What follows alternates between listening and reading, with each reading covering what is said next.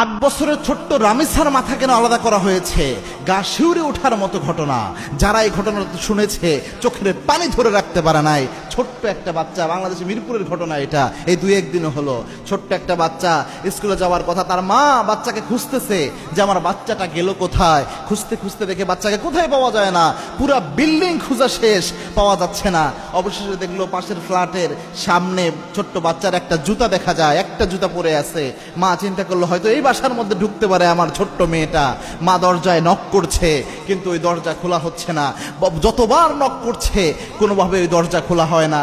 অবশেষে 999 যখন কল দিল, ওই মহিলা কল দিয়ে যখন পুলিশ আসলো, দরজা ভেঙে ভিতরে ঢুকে দেখে তার বাচ্চার নিথর দেহটা পড়ে রয়েছে। 8 বছরের বাচ্চা, কিন্তু মাথা নাই, শরীরের সাথে মাথা অবশিষ্ট নাই। যে বাথরুমের দিকে যেয়ে দেখে বালতির মধ্যে মাথাটা পড়ে রয়েছে। এরকম মর্মান্তিকভাবে জমিন থেকে বিদায় করেছে।